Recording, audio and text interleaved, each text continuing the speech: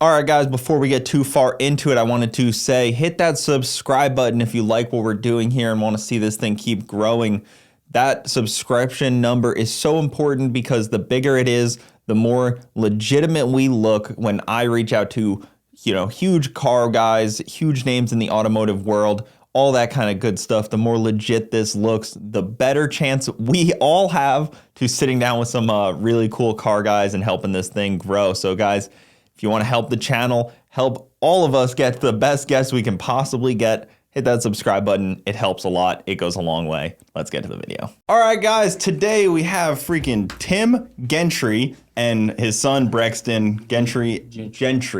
I told you I was going to get it wrong. Yeah, I know. We Gentry. just talked about that. Yeah. Well, see, I need to be corrected on these. Gentry and Sons. Yeah. Gentry and Sons. Yeah. All right, so Gentry and Sons, you guys are newly kind of on YouTube, but also freaking crushing it, which is cool. I mean, what, a year and a half now? 2 years? Yeah, about 2 years. We come on about 2 years ago and just went crazy with it. Just, we were just out trying new things every day and just seeing where it leads and where it goes. And, we're in the trucking business, so it kind of takes us a lot of places, especially with YouTube, And like long distance trucking too, because I guess when you think of trucking, I learned that this may be wrong, but like there's short distance guys, the day trippers, and then there's like you guys that are like long haul, unique kind of stuff, which is the cool side of trucking. You don't just run your same route every day. Right. So over the road is kind of like what we do.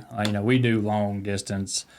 I hadn't been to Alaska yet, but it's coming soon. Yeah. Sure. So what, like 48 states? Oh yeah, been pretty much everywhere but Alaska. Yeah. And Garrett keeps threatening to go to Alaska, so I'm waiting on that to happen. Oh yeah, he's. That's what's cool about our job is like with him, with YouTube period, you never know what phone call you're going to get. I mean, you just seen my trailer; it's got a helicopter on it right now. Yeah, so it does. That's what I saw. You posted the helicopter, and I was like, oh, I wonder if he's in my area. And then I was like, literally just this morning, I was like, oh, maybe I should message him and see if he's freaking here to come on the podcast, because I don't know, the trucking industry is just such a crazy one right now too. Oh, it's so up and down, and that's why we're doing this whole helicopter thing. So when I got into trucking, I used to do just like regular trucking, like just haul produce, and it's always down here to Florida. As we are always coming to Florida with potatoes, and we delivered to Frito-Lay.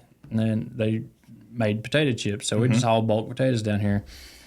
And I got into a motorcycle wreck, being dumb, and laying in the hospital. We're going through our books and realized, like, holy crap, we're not making any money.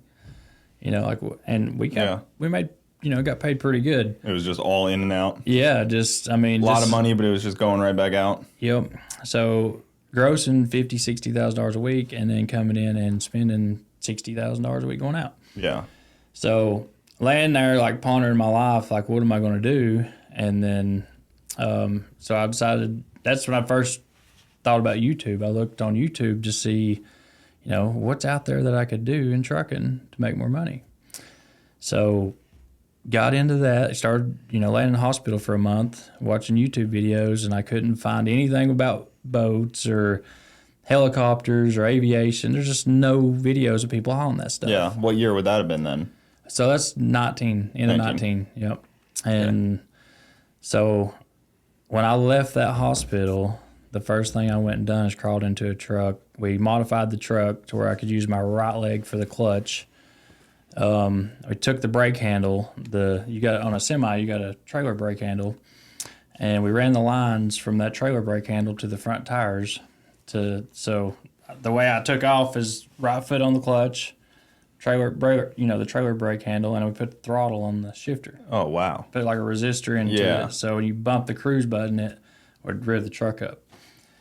So how does DOT feel about stuff like that? I would say they wouldn't have liked it.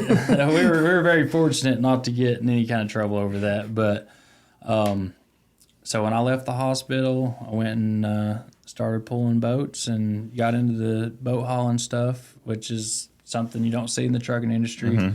So those like cigarette boats that kind of like sit to the side, those cigarette ones? boats, yachts. Because they come around here a lot. the first one I hauled was it actually come to Miami. I went and bought a trailer and, put it out there. Hey, I'm going to haul boats. This guy calls me with his houseboat, 16 foot wide, 65 foot long, 16 foot tall. And I'm like, oh, yeah, heck yeah, I can do it. It's a giant hauled square. 100 of them, Yeah. And show up over there and me having no clue if I even had the right stuff.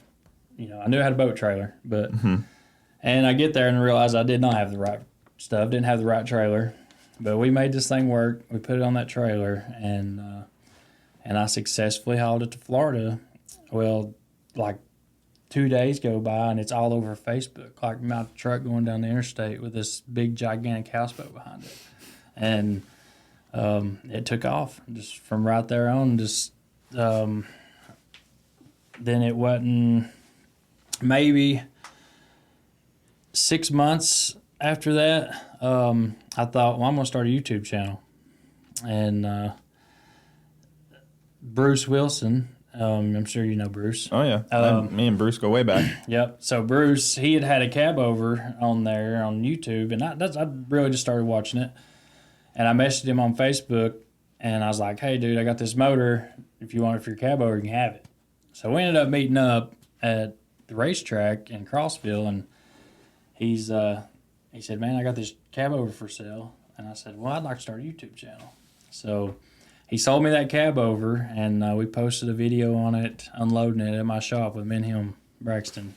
Nice. And bam, there it goes. Yeah. Like 10,000 views overnight. Right off the cake. Just Yep. It helps because it was Bruce's, of course, Yeah. and then cab overs. People freaking love those things. Oh my gosh, it's crazy. It's such like a niche segment, but so massive. Yeah. The modified and like badass truck segment of this world. Yep. And like even people that have no business being that into semi trucks, like just love them. It's so funny. Like I know so many people that have never drove a truck a day in their lives have the most badass cab over you've ever seen. Yeah. And they take it to truck shows or pull their camper with it, and so we ended up buying that. We ended up getting that cab over. Did a video on it, and it took off. And probably once that happened, I was just started buying cab over. Just going here, doing this, doing that, hauling anything crazy I could put on my trailer. I was putting it on it and videoing it.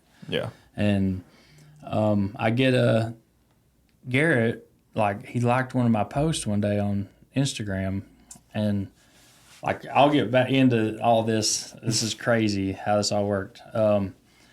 So he likes a post, and then Bruce calls me and he's like, "Hey, Garrett's wanting you to pull his new race car trailer from Indiana."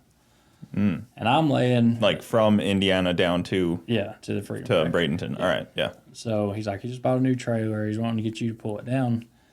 You want to do it? And I'm in Washington, right? Like Farthest you can be still in the furthest way I could be. And I'm like, when's he want this done? He's like, I think this is on a Monday, and he wanted it picked up like by Wednesday. And I was like, oh heck yeah, I can do that. Sure. For anybody that doesn't know Garrett, love the guy, but everything about him needs to be done 2 days ago. Yes, right now. Every time you talk to him, it's 2 days ago. And when he calls, now I will say this, Garrett will give you the shirt off his back. He will do anything in the world for you. I love his business. I mean, business-wise, dude he is straight up. And so I was like, all right. So he calls me. Garrett calls me. He tells me he's going to be calling from like a Nebraska number. I think Nebraska. So I answer the call, starstruck right off the rip. He's like, hey, can you go get my trailer and take good care of it and all this stuff? So I don't know if you've seen the video or not, but I roll up in that place with that trailer with this 88 model cab over, like all stretched out, big yellow, big pops, fuel turned out of its mind, like I go get this trailer. A showstopper type of deal, or like, Well, it's a bit, it's a piece of crap, but it was nice too. Yeah. That's how they always are, right? I'm more of I like power. The looks don't really matter to me as much. I like power more. Yeah, hell yeah. More than anything. So So we went and brought it down there and did a quick little video or whatever. I thought it'd be over from there. And before I knew it, I was picking up tanks and going to Vegas and this and that. And he told me when we went to Vegas, he said, hey, this is a golden egg, opportunity. What you do with it's on you. Here it is. It's free of charge. I ain't, he's always paid me for every single thing. There's a lot of people always like, oh, he just hauls his stuff because it's for free. He's always paid me, and he's paid me well. Never. Well, finding any sort of reliable transportation for anything is like the bane of any car guy's existence. Yep. If you have things that need to be moved around, it's so difficult. I mean, half the guys, they either don't speak English or they show up with like some sketchy setup where you're like, And we get that a lot. Like we get people calling like, hey, what can you move this for? And, I charge, if I can't do it and continue doing it if I don't make money. Don't be the cheapest. Yeah. I don't think you should be. Yeah. No. So, and I try to preach that to everybody. Anybody that does trucking, like, don't sell yourself short. Like, you are not going to be here next year if you don't, you're not going to be here next year if you don't charge. Yeah. You've got to make money. You got to take care of your maintenance. You got to take care of your guys. You got to pay for fuel, tires. Got to have a nest egg of savings for when your friggin' motor probably lets go or whatever it is. I mean, and the biggest issue is all of these customers and stuff that you deal with are used to being able to cheap these drivers out. And nobody will stand on their, nobody will stand up for themselves. So that's why I got out of hauling regular freight. And, with Garrett, I was always scared when it was time to bill him or invoice him, because he'd message me like, man, did you forget to I need to know what I owe you or whatever. Because I'd go like a month and not ask him for anything, because to me it was like a savings account. Mm-hmm. Just kind of a side gig. Yeah. So I was so scared the first time I sent him an invoice. I was so scared to send it to him. And he's like, oh, okay, heck, no problem. And I've never had that. I've always had, people argue with you like, man, that's too high. Can you work on this? Can you work on that? So that's what started that relationship. And then, posting it on YouTube, hauling his stuff, how that does. Yeah. So I think your business in general, having the YouTube side of it, makes it just so much better because, one, it adds entertainment for you probably when you're doing these things. It's unlimited content. You get to And I said this to JH, I was like, doing something and filming your own business doing it has so much more credibility than just the normal style of YouTube now. It's almost going more towards your style of like filming real world stuff, like real shops, real hauling, and that stuff's so interesting to people because strapping things down and the unique things, like those are all, most people can't even back up a trailer. Exactly. And you're talking about hauling a tank.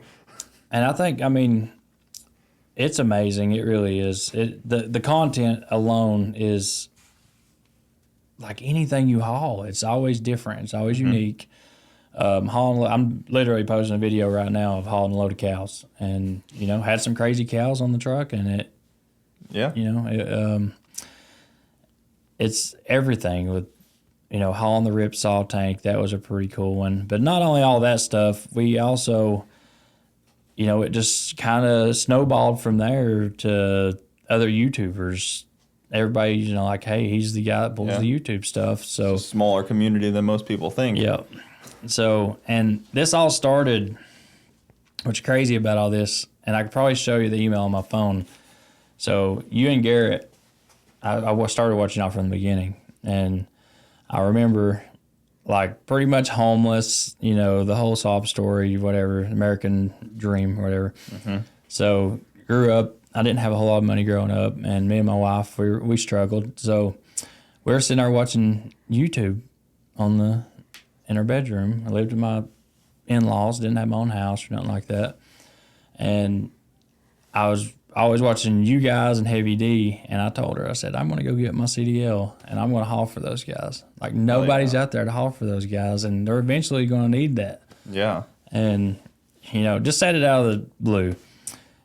And one day, when it actually happened, my wife called me. She's like, you remember saying that? And I was like, what? She said, you said you were going to get your CDL, start a trucking company, and you were going to haul for those guys. Yeah. And sure enough, it happens. Now you need a whole team of people hauling for Oh, them. Lord, yeah. It's crazy how many, because they all speak, and if one YouTuber has somebody reliable with moving stuff around the country, Yep. it travels real fast. Real fast. Because everybody's dying for that same thing. I mean, when I was with Garrett, we had problems with a truck literally catching on fire. Oh, I seen that, yeah. Hauling So, yeah. the race cars. That's kind of the time I said, hey, I'm going to haul for those guys. I'd love to be hauling for those guys. And it wasn't his fault. I mean, as far as I know, he may have been going up a mountain and should have, slowed down a little bit or something. And you got to think about it. Think of the person, the hauler that messed up hauling y'all stuff or Garrett's stuff. Yeah. I mean, think of that. It was unfortunate. If you burnt Leroy, Ruby, Mullet, you lost all those vehicles at one time, you would be the most hated person in the world. Even a no fault to you accident. Exactly. You can't even, an unavoidable accident, you're still the guy that's to blame for it. That would be, to me, it was like being the Secret Service, for protecting the president. So when I haul anybody's stuff like that, especially a YouTuber, stuff like that, and you got to deal with the fans. That's the craziest part, especially with hauling anything with a toter or any of those cars on an open trailer. It was you can't pull into a truck stop. You can't pull in anywhere. You got to have more discretion to your whole deal, and cars are a little bit more subject to get stolen, I guess. I've had people up on the trailer, taking pictures, worried about them falling off that wedge. You know how tall that thing is. That scares me all the time. Yeah. Anytime anybody's near even my car at the track, I'm like, please don't get hurt around it. Please don't. Yep. So being in Vegas, we were leaving Vegas, and that's before the toter and the trailer and all that. We had, I was pulling them on the wedge and stopped to get fuel right there at the top of the mountain, leaving after you come up the big hill. And I come outside, and these little young punks is out there stealing merch. The merch is up under the trailer. And oh, shit. They'd opened it up and it was taking shirts out of it, trying to steal shirts. And that trip there is the worst one. And then dealing with people, I got to Georgia and stopped to rest. And I get woke up to people back there standing on the trailer taking pictures of that. Which car was that? The American flag little drift car. Probably Rocket, yeah. Rocket, yeah. Yep. So that's when he just put that Summit motor in it, that 6-liter. And yep. Man, some people are just no sense of boundaries at respect. All. That's crazy to me. And then there was times where I've been in the toter and laying there asleep, and I try to find the best places to sleep where you don't think you're going to get noticed. It's like 3 o'clock in the morning. This drunk guy's beating on the door, just asking if Garrett's in there. And I'm like, no. I said, he's not. I'm driving the toter to Vegas. Keep banging on the door. He'll come out. And I said, if he was here, you would not like him right now. Yeah. So it kept happening. I finally just posted it on Instagram, like, guys, let us sleep. And then Garrett posted it. And after that, it kind of calmed down. They're very protective fans, too. Of if somebody's doing something that the majority of the group doesn't like, they'll shun someone doing it. Like, they'll self-attack. Yeah. Even if you're a fellow fan, which it's pretty cool. Like, there's a level of, respect of all that stuff for the real people that know. So it's, and now that it's kind of mellowed out with that stuff, now they've got a handle on the hauling, a lot of the. Yeah, Zach does a lot of it. So Zach drives the toter, and he's gotten real good with it, and I think he does a great job with it. And Sam always loves to ride in the toter.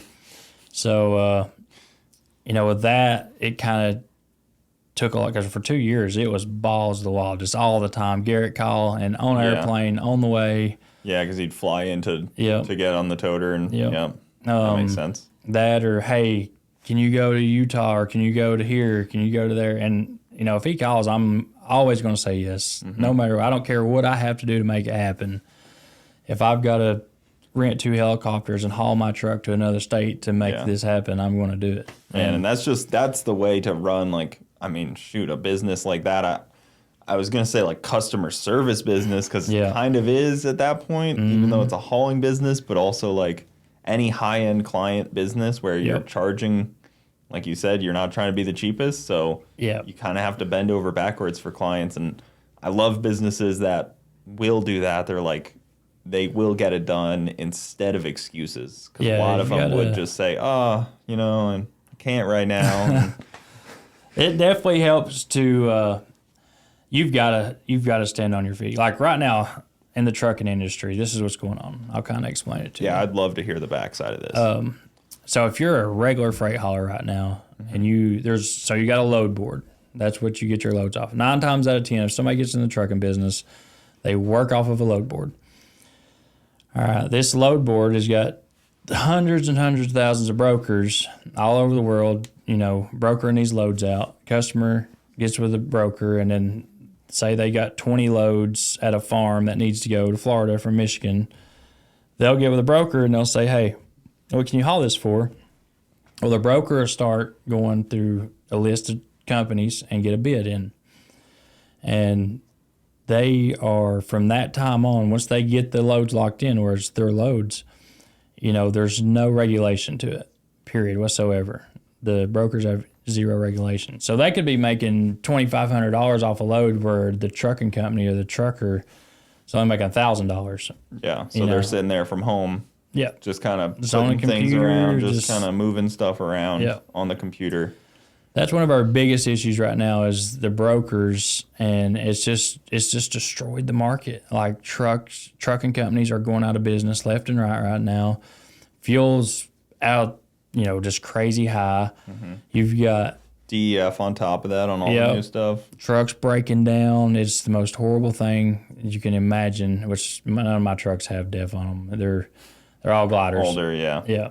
So I find that crazy that we're begging for truck drivers, but then we're also kicking them in the shins at the same time. Oh, we're like, horrible. we need truck drivers, but then it's like, but we're gonna, you know, stab you down here a little bit just to make it a little harder on you. If you survive in today's trucking industry, in today's trucking market, and I keep saying that to all my friends that are threatening to go out of business and this and that, I'm like, guys, look, if you survive this, you're going to be a top dog. You're going to get the good customers. I mean, let the ones that need to go out of business go out of business. Yeah. And I hate to see people go out of business. I think there was a massive company in 2021 that went out of business. Yeah, like literally just recently, Yellow. Yellow's a huge company. Like I'm talking billionaires. You know, billions, worth billions. They just went out of business, and it was I think it was more a union company kind of deal. They just mismanagement. Yeah.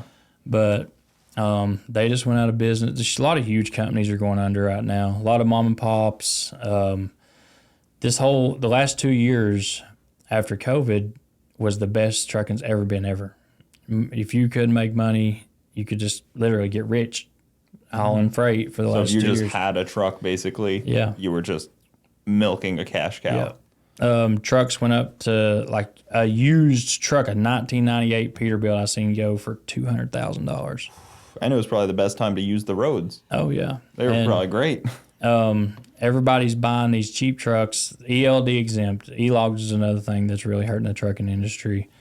They made it mandatory if you have a 2000 model or newer engine, you've got to run electronic logbooks. So, I was going to say explain E-log, but electronic logbooks, the truck has it built into the... Yeah, so you got this computer in your truck, and, at that point, there's no cheating the book or, and when your time's up, you're like literally racing a clock all day. Mm-hmm. You can't just pull over and stop and take a little 2-hour nap, or anything like that. You've got to go.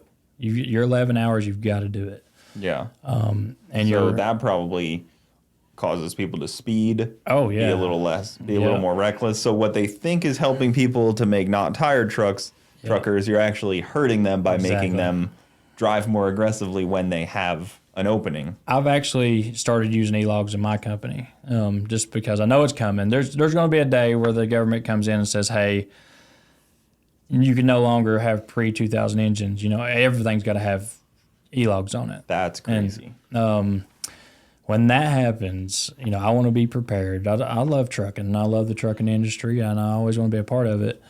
But I don't like to be told what to do either. I think it's crazy. I think it's more dangerous. I think it's, to park at night, if say you come up to park your truck and you can't find a spot and you run out of time, that's always bookmarked on your logbook. So your company's got that on its, you get a safety audit, which is where the FMCSA or DOT comes in and audits your company. That's one thing they look at is your logs. And they come in, they say, well, why is this driver in violation right here? And you got to go in and notate it, and that driver is driving around with a bad book trying to find a parking spot. It's impossible now to find parking. So you basically have to beg the federal government to allow you to get by off of basically a harmless violation of just a trucker trying to do his job, and now you have to plead with them. And say you get pulled over during that. So say you do get a spot and go to sleep or whatever, run your book out, do your 10-hour break, and then you're driving down the road the next day and you get pulled into a scale house for a DOT inspection, and they see that bad spot in your book, they put you out of service. Once they put you out of service, dude, it hurts your insurance, and that's another big thing about the trucking industry is it's controlled by insurance. Everything is. Yeah, oh yeah. If there's a safer, it's a safety measurement score or whatever, and we all have it. Any trucking company with an MC or DOT number has this, and that number is what everybody looks at. Your customers, brokers, insurance. So my insurance, right now I'm running 10 trucks. My insurance is $500,000 a year. Man, 10 trucks, $500,000 a year. Yep. 50,000 per truck? Yeah. Whew.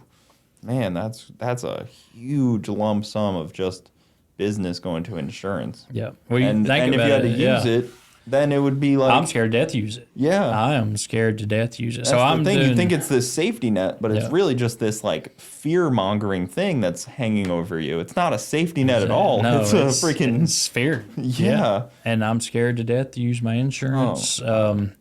Like our shop just burnt down in January. That kind of went viral on YouTube. Our whole entire business burnt. And, I think a lot of people are watching right now just to see if we succeed in life, to overcome all these crazy things that's happened to us. But at least they're watching because they want to see you succeed. Some people watch channels because they want to see them not succeed. But you guys, they're all like, from everything I've seen, everybody's like, super positive and pushing for you guys. We've got a few haters, and I can probably name them all in one As you hand. will, yeah. And there's some out there just want to see us fail. Yeah. And, oh, you're a scammer, you're this, you're that. I'm like, guys, okay. Yeah. You're the scammer as you get beat up by every federal agency that can freaking take a chunk out of your business. And it's crazy. I mean, the DOT officers will tell you, like, I've got a lot of good friends that I've, become friends with that are DOT officers. And they'll tell you flat out, hey, we're forced to do this. We have to do this. We have to give you so many inspections. Like a DOT officer, they've got a certificate they got to keep, right? Mm-hmm. So they have to give so many inspections per month to keep that. So they see a truck coming down the road and they got to get their quota in. Yeah. You're getting targeted. They're going to pull you over on the side of the road. They're going to give you an inspection. If you get... Just following orders. Yep. That classic one. You get an out-of-service violation, it is horrible. And your insurance gets, once it hits your safer, then your insurance knows. And then, they measure your safety off of that. And then they just come up with a price. Hey, your insurance just went up $10,000 or your insurance just went up $20,000. And they change it throughout the year. You've got to have that insurance for the whole year. Yep. And you can't switch insurance. You're pretty much under a contract with that company. And it's crazy. When you've got to spend, $50,000, $100,000 a month insurance, you think about that with 10 trucks, how much that truck has to work. Yeah. How much money you have to earn. So when I say, hey, I charge $6 a mile, you go look at all of our overhead. We're not making a lot of money. Mm-hmm. It might look that way, but it's just a cash flow. Yeah. Like it's in and then it's right back to Yep. expenses. So when somebody hires a trucking company and they're trying to get it done cheaper, you really need to think about it, when you're trying to get it done, because that guy's got a lot of big expenses, a lot of fuel, a lot of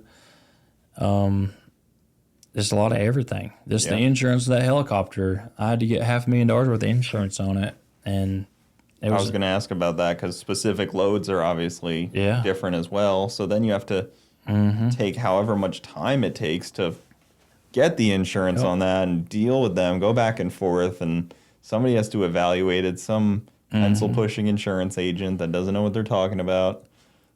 I destroyed a boat one time like this, and what's great about this, I've become pretty good friends with the guys that I destroyed his boat. So I'm in Wisconsin, and this guy's got a boat up there he's wanting to haul, just spur of the moment. Remember when the whole thing happened where the country just shut down over that guy getting choked and killed? Yep. All right, so I'm like 5 miles from there loading this boat when this happens. And, when I loaded it, it loaded out at 15'5" high. Well, 15'5" is like really tall. Your average truck's 13'6". That's as high as you're allowed to be without being oversized. So I'm loading this thing up, and state troopers pull in because you got to have a police escort to get out of here. And I can't remember what state it was. Up above Wisconsin. Because that's where I destroyed it as, in Wisconsin. So they come in and they're like, hey, either you got to take the boat back off and get out of here, or we can't escort you. The town's coming to pieces. There's rioting and all this stuff, and we've got to get you out of here. So I'm like, holy crap. Oh, and now you're this guy that looks like he's got a wealthy dude with a nice boat and stuff. It's not some guy hauling Lay's chips. Yep, pulling a big, with a Peterbilt, real nice truck and all that. So I'm just wanting to get out of there, and the whole town's coming apart. So we head out of there, and I didn't get a pole car, and this is, he wasn't supposed to be there till the next day. So no pole car. I'm just following these guys down the interstate, and we finally get out of there, and where I'm getting ready to cross into Wisconsin, and I'm on the route. They give you permits and it tells you what route to take or whatever. And I'm coming down through there, and I get behind this super load. Like, he's parked at the rest area. We're both parked there waiting on the road to open back up for oversize. They're working on a bridge up the road. Well, he's got a pole car. And I'm like, hey, I can't get mine until tomorrow. I'm just trying to get out of here.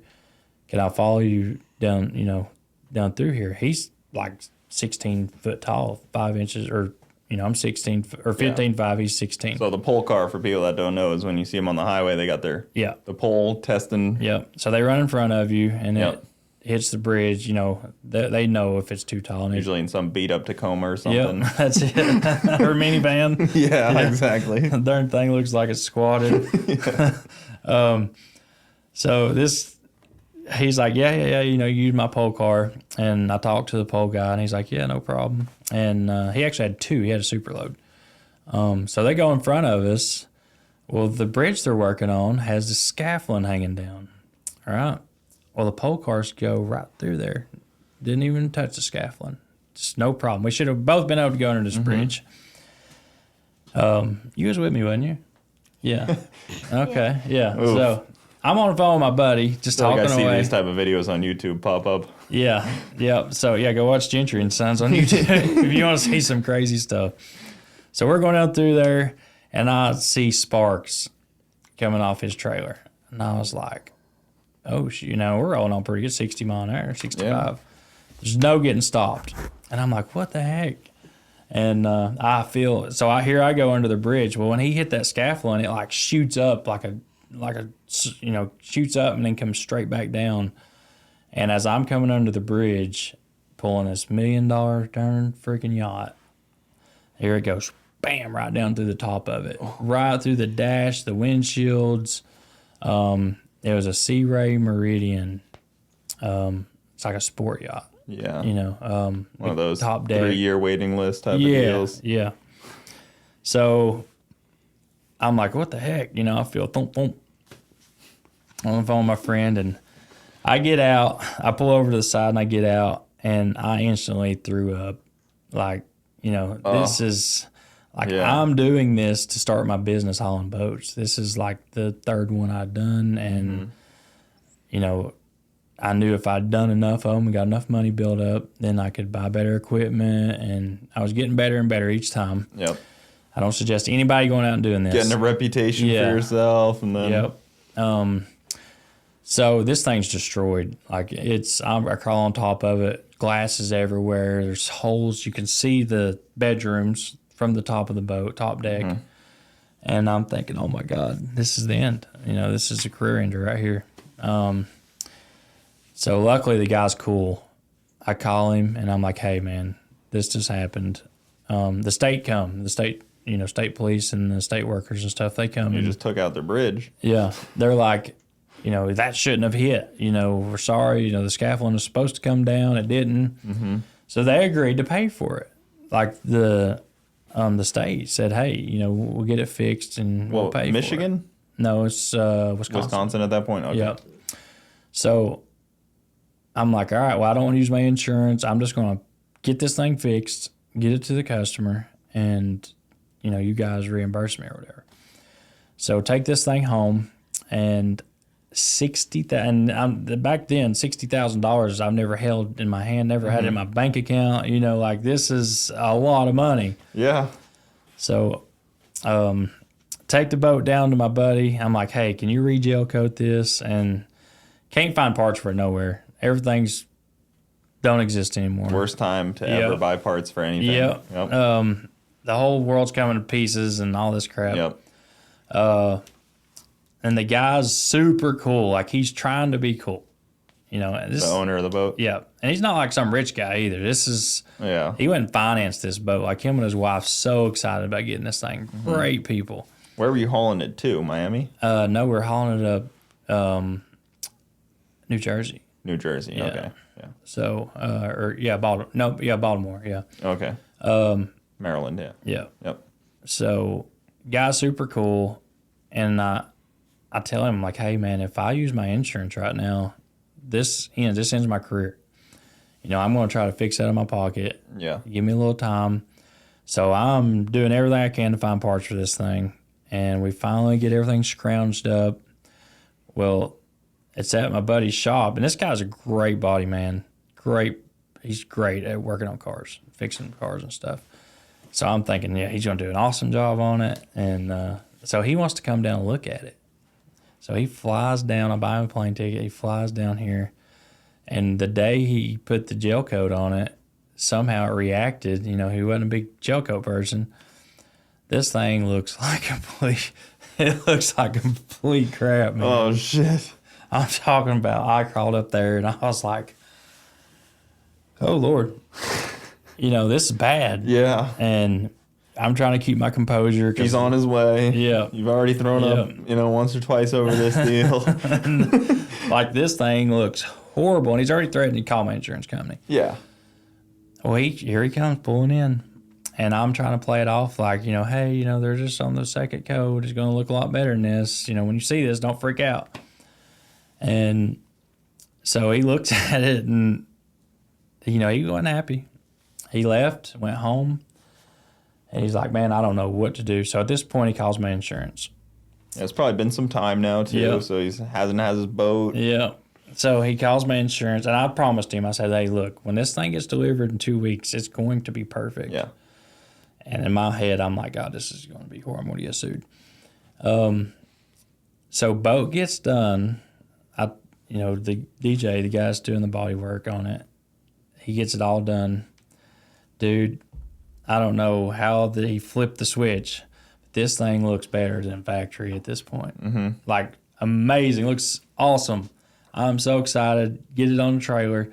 Get my dad on his way up there to deliver it, because at this point I'm not hauling it no more after I done destroyed it once. And get the one shot at it. Yep. 2 pole cars, which cost me $16,000 to get it. Wow. Yeah. I got the best of the best escorts, pole cars, bucket truck. They were nice minivans. Yeah, super nice. Bucket trucks, the whole 9 yards to follow this thing up.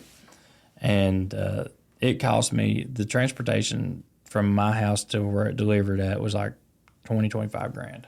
From Tennessee? Yeah. All the way to Maryland? Yeah, Maryland. So, like 25 grand. I'm in this thing $60,000-$70,000 at this point. Yeah. And get it there. And the guys he's got my insurance company. They're waiting. Like they're there. To inspect it? To inspect it. You know, he's done filed a claim and they're, you know, it's on the wishy-washy if it's going to go through or not. And it pulls in and he calls me and he's like, man, he said, I never imagined it'd look this good. You did an awesome job fixing this boat. And that was the end of it. It was... Flop it in the water and she sank right to the bottom. I talked to him. I actually talked to him like a month or so ago and asked him. He's like, man, I actually had to sell it. And I guess his wife got sick or something, but he actually had to sell it.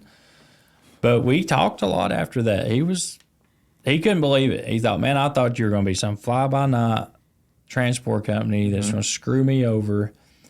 That one thing right there and the positive feedback he gave me, like on comments and on my business page, that brought me more business. Oh, wow. I mean, it was insane. You know, everybody knew about this. Hey, Tim destroyed $1 million boat. And that one thing right there, that's what really kickstarted me in the boating industry and hauling boats. So you were able to turn an ultra negative into actually the best possible case scenario. Oh my God. Because nobody would have heard anything about it. Correct. If you just business as usual.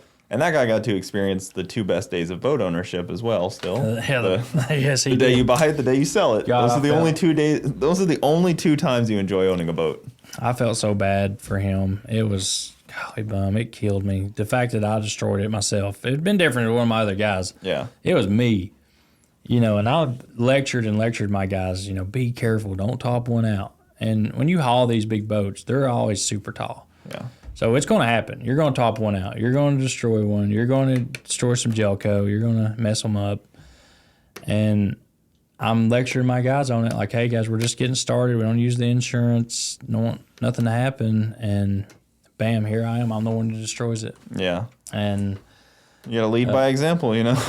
So this is what you don't do.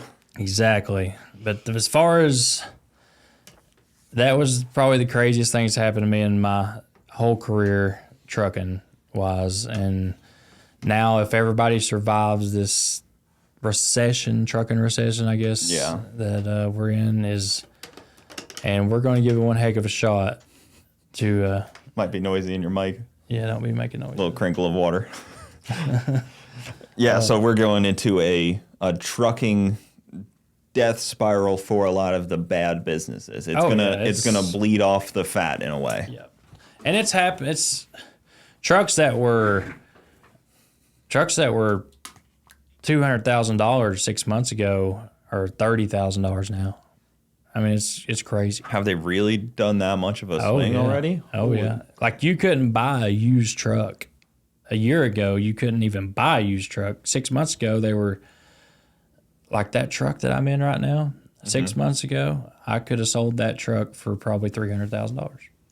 Man, do you think it's across the industry though? Because it's getting harder to get your CDL, getting harder to own a truck, getting harder to find repair shops for a truck. Like, is it just the whole thing is making it difficult? I think a lot of that was we just had a big boom. You know, once stuff started getting made again after COVID, you know, there wasn't enough trucks out there. So companies were paying whatever you would have charged to haul it, they'd pay it. Like, I was getting $10 a mile to haul regular freight. Oh, so you just name your price. Yeah, name your price. Well, everybody caught on to that. Everybody that wanted to be an owner-operator become an owner-operator. And they were like reefer trailers. Reefer freight was the biggest thing. Like, that was the biggest. Reefer? Yeah, so a reefer trailer's, it's got a unit on the front of it, and it keeps the trailer cool. Okay. It's like a refrigerated unit. Oh, refrigerated. Yeah. Okay. I call it reefer trailer. No, I mean, I'm just not. I don't know the slogan quite as well as you. So I'll have you saying 10-4 by the time we're out of here. Perfect. So reefer trailers, a used reefer trailer that's $10,000 right now was $100,000 six months to a year ago. That is the craziest price swing I've heard of anything. Oh, it is at all. I couldn't believe. Like, I should have sold every truck that I owned Yeah. and waited it out and started rebuying right now. Yeah, you could have just sat on the beach somewhere for a year and just And I almost did. got your helicopter license and just hung out for a little bit, and then that was something I should have done. And all these people are ordering new trucks and at the crazy prices. Everybody's upside down in them right now. So you got people destroying them for insurance and their house payment level of trucks. So we're not talking like $50,000 GMC 1500s here. You know, this is home level cost. Like a brand spanking new Peterbilt right now is $280,000. Like, I don't know if you've seen the blue trucks that like Bruce bought. Yeah. Okay, a truck like that, if you went and bought that today, you'd spend $280,000. Brand new. Yeah. Off the showroom floor, 0 miles. Yeah. And there was 2006 model trucks with 1 million miles on them that was selling for that a year ago.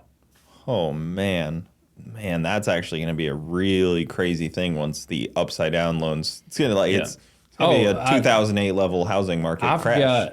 I can show you in my emails right now. I've probably got 100 trucks. So I do some repo and stuff on the side, and I've got, I bet you 100 emails right now of trucks that they can't find, that people just defaulted on. They're not paying their payments. I mean, they're so upside down in them, and the banks too. I mean, they're in way over their heads. They're like triple the money a truck's worth if they got it financed. So everybody thought this trucking boom was going to last. Yeah. And I kept telling everybody, I'm like, guys, this ain't going to last. There's no way. It can't. It cannot sustain like this. It can't keep going. So now they're just trying to probably haul as much as possible to even, if you're trying to even hold on to your truck and just pay it off. Just make a payment. Yeah. Even though you're upside down on it, you just keep using it. It's like a house. You get upside down, but as long as you live there, you're good. But if people are like, well, I can't even afford to make the payments anymore, then you just have to park the thing in the woods somewhere and hope that they don't find it. Yeah. Or let them find it and you kind of go into the wind, you know, file bankruptcy and call it a day. My biggest question is what's the banks going to do? Like, you know, they've got to be so upside down in these things. You know, is there like, you would know, so is there like a bank that is like the go-to financer? So in the trucking world, you got certain people that finance trucks. Yeah. You don't just go into a regular bank to get a trucking loan. They just laugh at you. They're like, yeah, right. But they probably work for a big bank. Yeah. Like it's probably like random name, but under JP Morgan Chase. Yeah. Something like that. So they're going to take a brunt of this bubble that's probably already popped. Mm-hmm. If it hasn't, I'd say it's real close to. If it probably has popped, yes, and so it's going to get bad. It is. You were talking about anxiety, and now you're giving me it because right. I don't think people realize how much of our world runs on freaking truck drivers. Everything is transported on anything in this room right now. I guarantee you is transported. Go look at your Publix and watch all your groceries show up 24/7. And I get a lot of the hate I'm getting on YouTube right now is. You know, like I'm just got a new shop and all that, and just building a truck, a motor in my truck that was, you know, $70,000 build. And everybody's like, you know, how are you doing that? I've got people messaging me like, hey. Like other truck owner operators. Like, how are you buying this stuff? How are you maintaining? How are you continuing on? Yeah. You know, this is the hardest it's ever been for me in 39 years. And I'm like, you know, and I'm getting it every day, and which I pull specialty stuff. You know, I kind of structured my business to be poor. I grew up poor and I started poor, and I don't want to ever have to tell my wife she can't buy groceries again. I don't ever want to have to any of that. And that's what I work for is my family. And so my goal was to set my company up to where if this happens, I can always run my one truck. Yeah. You know, I've got customers like Garrett and other people on YouTube. And so that's what I've done for the last 2 years is set my business up to be able to maintain, to pay the bills, to where I don't have to lose everything. And I've tried to preach that on YouTube. You can go back and watch my videos for the last year. And I've said it 100 times. Don't go finance trucks. Don't finance trailers. Buy a cheap truck, something you can work on. And these trucks that I run are like the LSs of trucks. Yeah. What engine is it then? Your preferred? My favorite engine's a Detroit 60 series, and it's like the LS of. They ain't quiet. I hear them in RVs all the time. Yeah. That's where I know them from because I know RVs a little bit better than. A lot of them are in RVs. Yeah. Best engine ever built in my book. Yeah. Yeah. They do make some power. I think my buddy Mitchell has one in his RV. I've seen him have to get dirty on that thing quite a few times because they're not clean engines either when they're in something. No, you know if you got a Detroit because you got an oil leak. That's like a Cummins in any vehicle. Also, freaking brand new Cummins off the line is already leaking. But that engine though is anybody can go buy a Freightliner with a Detroit in it and be successful in it. You're gonna make money. The thing you can buy them cheap. They're easy to repair, easy to get parts for, good fuel mileage, super reliable. Like literally they're the LS of the semi world, and that's what I run in all my trucks. I've got a few that's got cats in them, but I structured my business. You know, I used to have ISXs and Cummins and motors that were not reliable, and they broke, and they were very expensive to fix and very hard to get parts for. So you know, I have failed before in the trucking industry. Before I started this business I have now, I did fail, and I was paying truck payments, and I was doing exactly the opposite of what I'm doing now. Yeah. Man, have you thought of like teaching? Like do a seminar or something? Like that's what I try to rent do. out like a hall that'll hold 500 people and teach and answer questions. Because I feel like there's so many lost people that are probably in where you were, and you're not really teaching your competitors. There's plenty to go around. That's the thing about the trucking industries. There's no competitor. Everybody thinks they're competing with each other and cutting each other's throats and stuff. There's no need in it. If we all stuck together, we all had the same price, there's enough freight to go around to everybody. Stop undercutting everybody as much as you can. If reefer guys pulling produce, which goes to your Walmarts and your vegetables and your potatoes for chips and just all your produce. Those are your reefer guys. Those guys is what feeds you. Mm-hmm. That's what without those guys, you don't have food. Yeah. And they're getting like $1.50 a mile right now.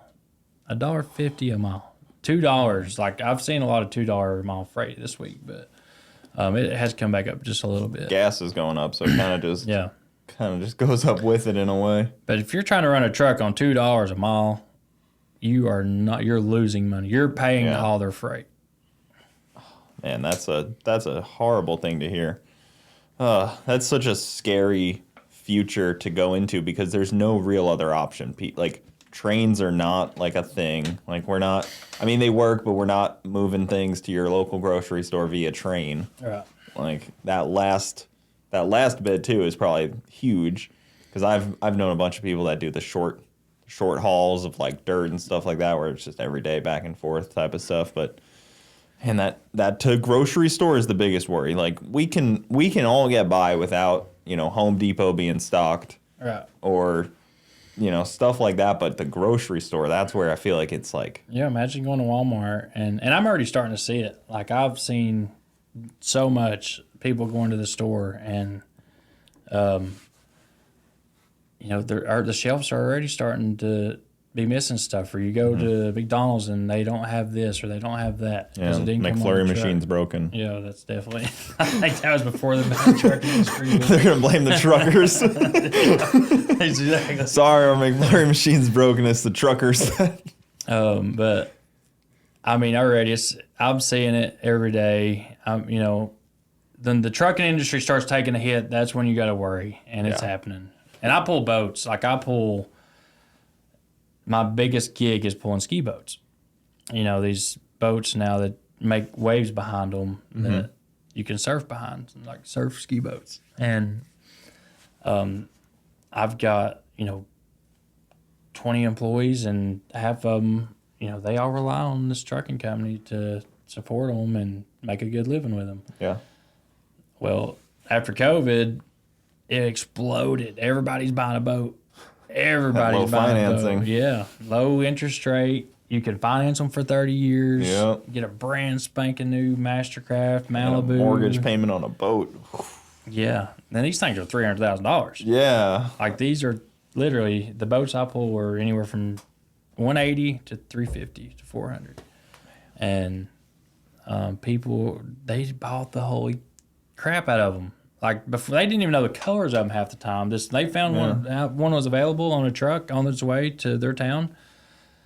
You know, the first time they'd see it was when they pulled the tarp off of it after it come off our truck, and like to the point to where like we couldn't keep up. I put on so many trucks and trailers and drivers and teaming trucks, and you know, putting 2 drivers in a truck where it ran 24/7, could not keep up. And all my competitors did exactly what I say not to do. They went out and started ordering trucks, financing trucks, buying new trailers, you know, just. So they're probably waiting on them to get built. And then by the time they were finally finished and ready for pickup. Right now. Yeah. Like right now, like I'm hearing horror stories of all these people that we work against. Yeah, because I mean, it takes a while from when you order something like that to when you actually get it. Yeah. I mean, there's the same deal in the small truck market. Like if you order your new F450, you ain't seeing that thing until 2025. And if you paid previous truck prices, which they're starting to come down now, even in pickup trucks, you know, God, you're way upside down in that thing. Yeah. Holy crap. It's insane how upside down people are getting on stuff so quickly. It seems like the housing market's the only thing that hasn't gone upside down yet. Yeah. And Everything it's pretty else. good. Like I'm selling my house right now. I'm actually in the middle of selling my house. Oh, sweet. We're supposed to close the end of this month, and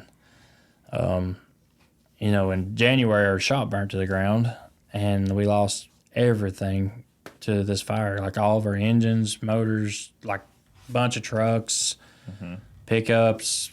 You know, we've had this shop for 25 years, like since I was a baby, since I was a kid anyway. Bit of a hoarder as well. Yeah. You know, Put that on the shelf. You never know when you might need it. I do the same thing. Yep. This building's 200 foot long and 70 foot wide, and it was packed full from one end to the other with just so much sentimental stuff and vehicles and my trucking company. And I get a phone call from the police department at like 11:30 at night saying, "Hey, building's on fire." And I thought it was like my little office building. And they did say office, but there was an office in that building as well. So you can actually watch that video on our YouTube channel. It's horrible. I'm just going to warn you right now. If you don't like things that's going to hurt your feelings or make you cry, don't watch that video. So me and my wife jumped in the truck, and we rushed down there, and dude, there's just smoke everywhere. Like just everywhere. And it's coming out from under my building. And I'm like, holy crap, you know, and all I see is all these trucks sitting around, customers' trucks, and I knew what was inside of the building. Did you get there before the fire department and stuff? Yeah. Okay. And, well, they sent a police car, and he would not let me open the doors, you know, like, and I'm trying to move trucks to where they could get to the shop. And you're probably pretty rural area. Yeah. So. Oh, right in the middle of nowhere. So is it volunteer firemen out there? Yeah.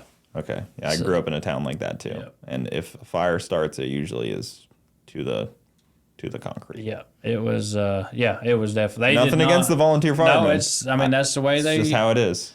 Why risk your life to go in? You know, if there's not somebody in there dying, they're not going in there. Yeah.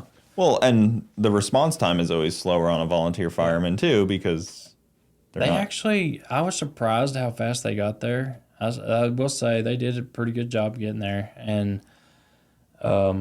so my plan is the bottom side of the shop was on fire, which was like the automotive side, like where all the cars and stuff were. My brother's, this is what's horrible.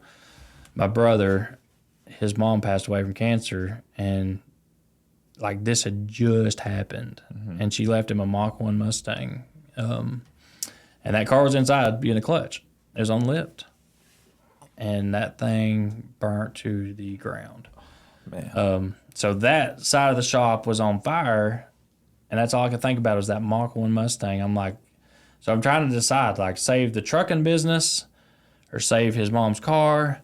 And so I'm going to split it right down the middle where we can see both. So I had this tractor there, this huge tractor. So I'm trying to get all these trucks out of the way to where I can take this tractor, and I'm going to split the building right down the middle because there was one bay that was empty, and it would have pushed through that door and went out the backside, went into the ditch, and I could have shut it off at that point. So you're just going to just let ghost ride it right into the building. Just going to jump out, let it go through the building. Yep. It's like a $6,000 tractor. Okay. What time was this? Was this like? This is like midnight, 1 o'clock in the morning now at this point. Yeah. So I get everything out of the way finally where I can do this, and they put a stop to that real quick. Nope, we can't open them doors. Like to the point where they're ready to arrest me, or put me in handcuffs to calm me down, I guess.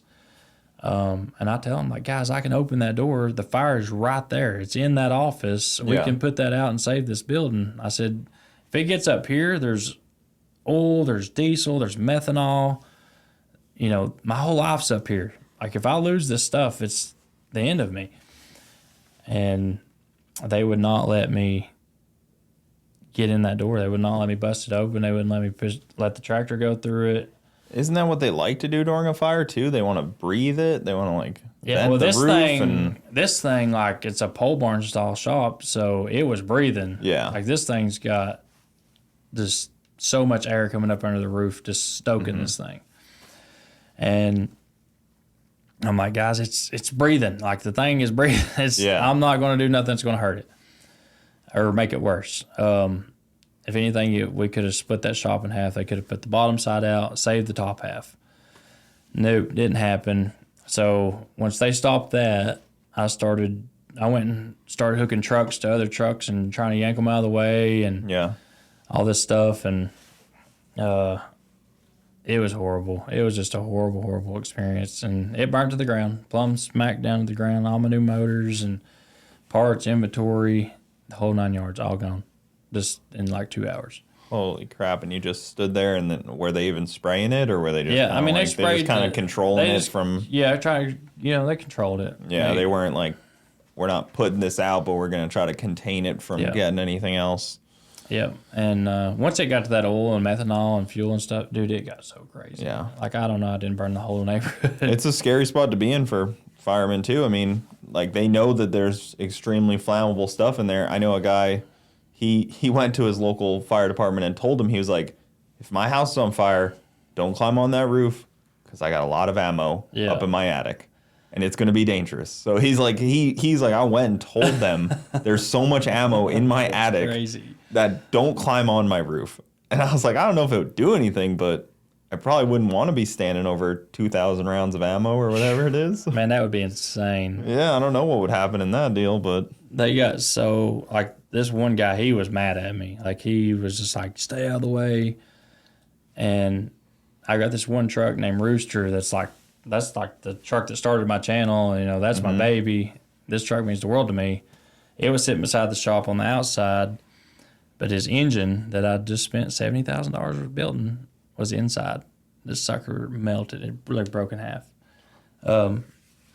And so I'm trying to move them trucks out of the way, and I had a customer's truck on the backside where the fire was really getting bad, and it's probably a $60,000-$70,000 truck. Yeah. And I knew, if I can't afford that. Yeah, like, I've got to move that melt truck. Out and stuff. Yeah. So I'm hooking chains to them, getting to where the other truck would get traction, or dragging them out in the road. And Was he there helping too? Was he hooking chains up? Was you there? No, you were at home in bed, yeah. So then, so we finally get all of it. Shop burns down. It's over. It is what it is. Get up the next morning. I go home like 6 a.m. after it's contained. Try to get like an hour's sleep. EPA shows up. Dude, there's oil. Like, it's all on our lot. Like, I had to skid steer out there, like, blockading our lot off. Yeah. But one of the neighbors called the EPA and said that the oil and diesel all in the creeks and the water and all this stuff. And so here they come in force.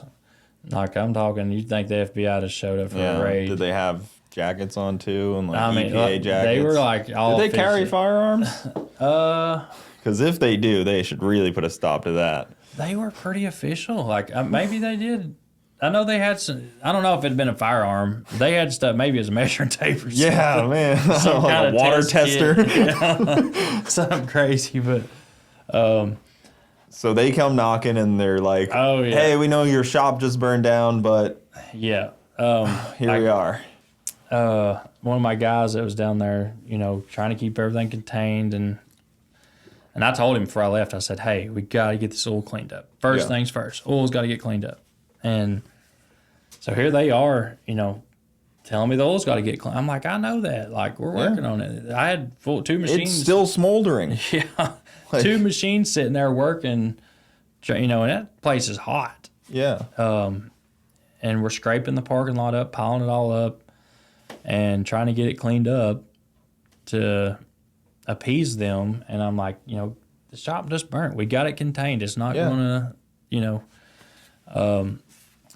that happened. Then I knew right off, I was like, I've got to, any customer stuff that I had there, I knew I had to just fork out the money, just get it paid. I didn't want that kind of drama. Yeah.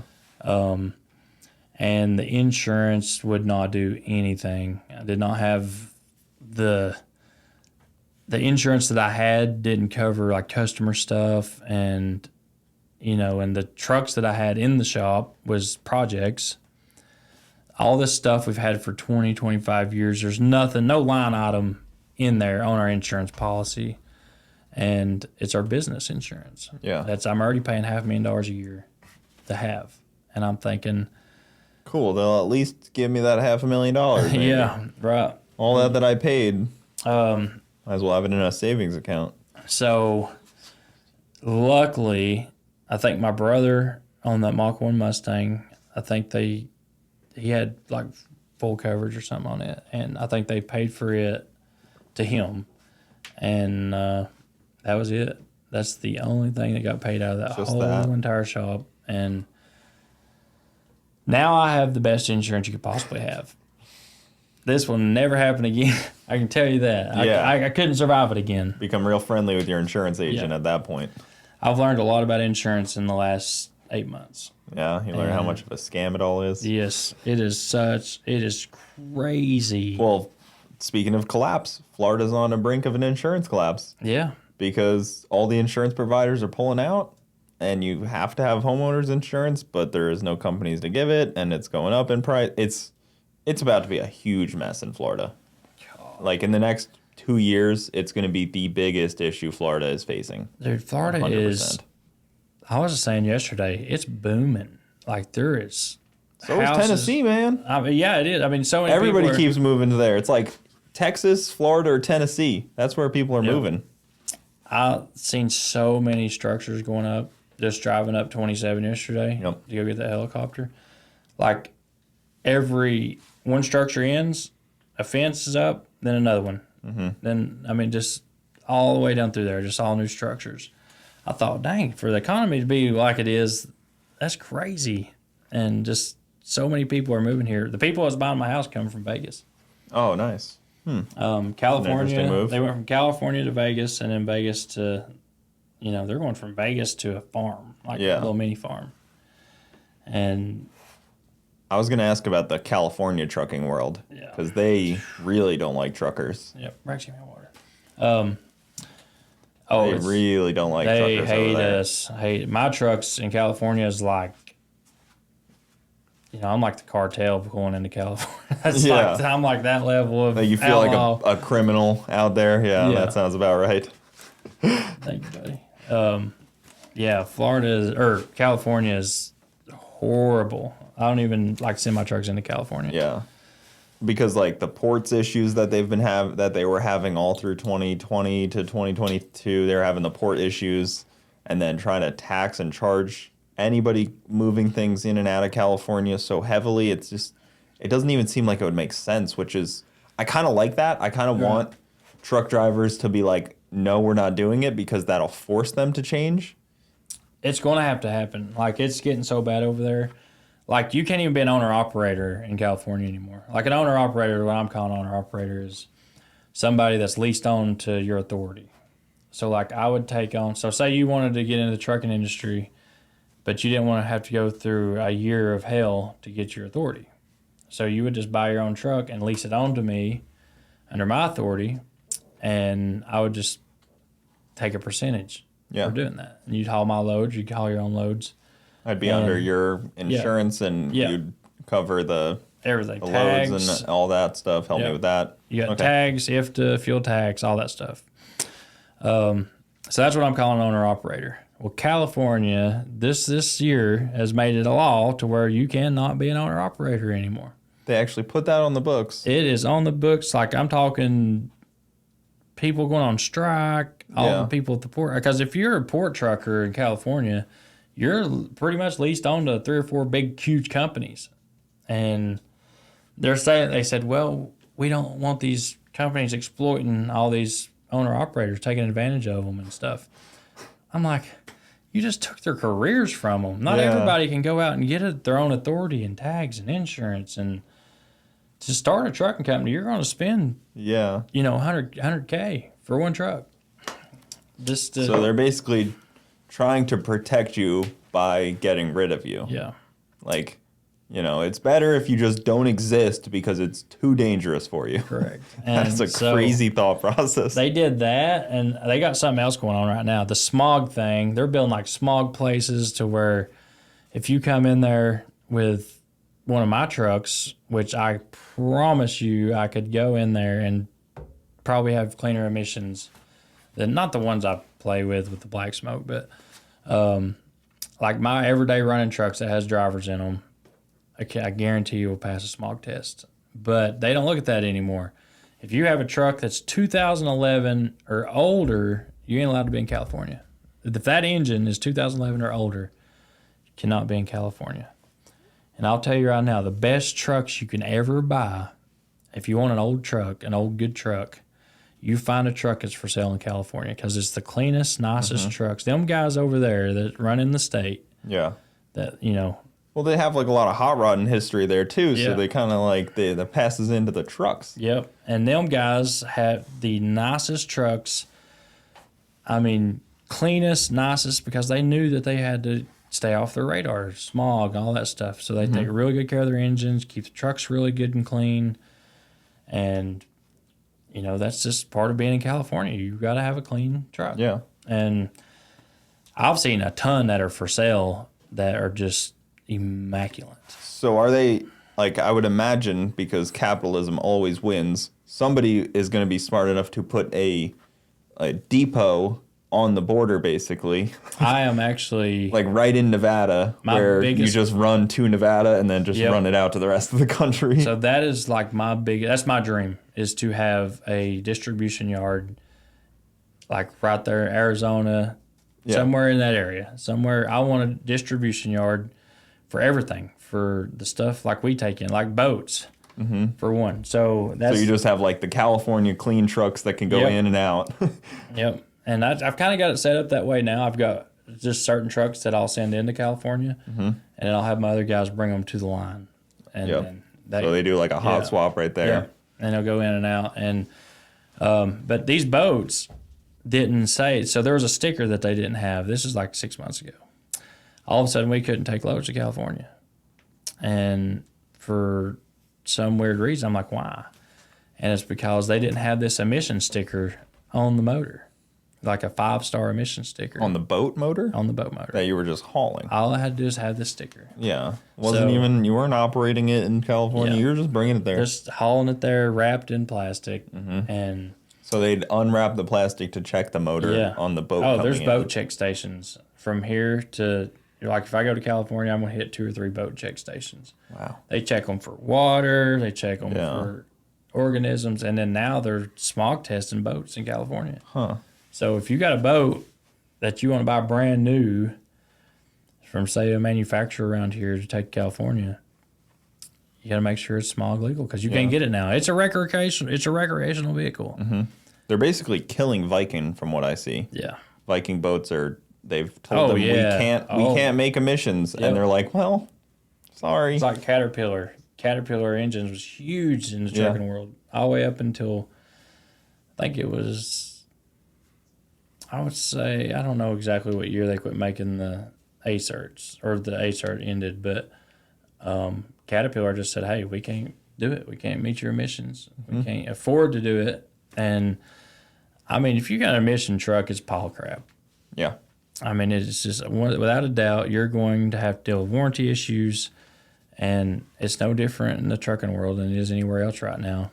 You got a truck that goes down, and you got to send it into a dealership. It's going to sit there for 6 months. Yeah. Over a sensor. I know a guy that has talked to the EPA about this, and he told them, he's like, we can't physically do it. And they said to him, we know, that's fine. Yeah. Like, we know you can't do it, but these are the laws. Yeah. And he's just like, so we're like, I guess that's where we end off here. They know the problems, and he's just kind of shit out of luck at that point, and now he has to make emissions legal tuning and stuff. Oh, it's horrible. It's like, I mean, just like JH, look at him. Yeah. That whole ordeal. And I've got 2 letters from the EPA, and I just do, like, I've made a few videos of me tuning my trucks, my personal trucks that we play with. Wow, how could you tune a vehicle you own? Exactly. What a criminal. And, like, you literally got letters from the EPA saying, hey, stop what you're doing. Yeah. Or, you know, or else. And I'm like, guys, I don't tune other people's stuff. This is my stuff. This is competition stuff. You know, my personal trucks, I do haul loads like that black truck I'm in. It's a hot little truck. It runs good. It's got a hot little tune in it. But I promise you it's efficient. And sucker gets 8 miles a gallon, which is better than an emissions truck. It's more reliable than an emissions truck. Like, that thing will go 1 million miles plus without having any issues. Where when these new emissions trucks at 600,000, they're done. Yeah. You know, you might get lucky and get more out of it, but Even street, if you even make it to street style 600. trucks, there's no shot your 2022, Silverado 2500 with a Duramax is making it no 500,000 miles. No way. No I've got shot. one now, my Dodge, emission problems. I've got a 23 Ford that hauls boats, emission problems. It's already been in the shop twice. Just there's so many problems with it, and the trucking industry is filled with them. It's just these trucks are now people are buying these trucks and pulling those engines out and putting like a Detroit in them or a Cat and consider them a rebuilt title truck. Like they'll go re-register them as a rebuilt title truck, and which in the trucking world we call glider, which is that 389 Peterbilt black truck that I have is a glider. You take a brand new cab and chassis and you take a remanufactured Detroit older motor and stick in that truck, which makes it a super reliable truck. Yeah. But they come down on that too. EPA shut that down. You can't build gliders anymore. Can't even build your own truck. You can't even modify it anyway. Nope. They're it is the most regulated industry that's unregulated there is. And they're regulating the stuff that hurts us, not help us. Yeah. Like they go regulate the insurance companies, go regulate the brokers. Yeah. Instead they're coming after the trucks. Man, it's so freaking sad. It's just that I hate anything that just Around there. beats on the American citizens. Do you drive a truck yet? How's your trucking? Can you bang It's some your gears? turn. Can you bang some gears? Maybe you can teach me how to drive a truck. I've always wanted to hit a bunch of gears. He's actually you got what, 3 trucks now? You got talking to the mic. Yeah, tell us. What do you got? What do you drive? What's your daily? That's More of a Peterbilt guy? That's been a big thing with him is on YouTube. He's super shy for some weird reason. He talks to 200,000 people every day. Yeah. I'm a scary guy. I get it. He is like, he loves trucks, man. This kid right here, he's 11 years old. He's got, what all have you got now? You got the Argosy, the International, what else? Air Force truck. Yeah, you got an Air Force cab over. So he's got one working truck. The other one's just toys. He's got 2 toys. But he took the money that he made off that truck this winter and He bought a, what's that big lawnmower you got? Ferris? Yeah, he's got a Ferris, and he just bought another one. Shoot. Snapper. Yeah, Snapper. You working your way into one of them new electric trucks I keep seeing? Or are you more of a diesel guy? He'd probably get disowned from this family if he gets an electric truck. I keep seeing them. I mean, they look cool to drive, but man, I'm sure they are terrible once you actually try to use one for a truck. They're saying that Tesla, like I've seen a bunch of them they're out there. There's that other brand too that made them too. I don't know the brand. It's some other weird thing, but I mean, they're probably great in theory and for Like I would say like local, like use them around town, stuff like that. Probably, because that's what's the emissions trucks can't idle. They can't. Yeah. If you let them idle around town all day, suckers getting smogged up. Well, even like neighborhoods, like, if you go into New York City and your Jake brake hits, oh yeah, you're getting a fine. Exactly. Like, you can't. You're going to prison probably. Yeah, exactly. Like there's signs that say no horns. Yeah. You hit a Jake brake in California and city, you are going to prison. Yeah, so those kind of things I can see how that maybe helps a little, which it's just insane. I mean, some are allowed. I won't argue with that. It's horrible to think though. If you roll through my neighborhood with your Jake brake on, I'm not going to be thrilled about that. Right. Exactly, and I'm the guy that probably will do that. Funny enough, my neighborhood has signs that say no brake. truck through traffic. Oh yeah, like you can deliver things, but I've gotten to where I'm trying to be a lot more respectful in a truck. Once I hit 30, I learned real quick, hey, Tim, you got to be a better person because I used to be horrible. I mean, if I could hit a Jake brake, I didn't care where I was at. Jake brake, 90 mile an hour everywhere I was going, just crazy trucker. And that's what I fell in love with as a kid. A Peterbilt or a cab over, big shiny wheels and tires, big pipes, loud, just diesel engine. I don't know. I love it. Yeah. I absolutely love it. Oh, I mean, they're cool as can be. I love the sound of a Jake brake. Yeah. But there's places for it. Time and a place for sure. Not in front of Cooper's house at 3 If you're at a 30 mile an hour neighborhood, it's probably not necessary, and you're just doing it for yourself. Yeah, no. There's a lot of places it's very unnecessary. You shouldn't use that thing unless you're just going down a mountain. But I'd downshift every gear I had. It was on. You're gonna have to experience a Jake brake. I know. I do want to experience You're going to have to experience a Jake brake. You're going to have to experience just driving a badass truck. I do. I want to experience that. They seem like I watched 1320 coverage of that truck event. Yeah. And they did a really good job covering that. And it just makes the truck environment seem so cool. It is. And it was funny watching them do these towing races where they had pallets of wood on the back. I'm like, it is just such a funny thing. So that's the thing we're getting into right now is he's got an International. And this is a bone stock motor, with 1 million miles on it.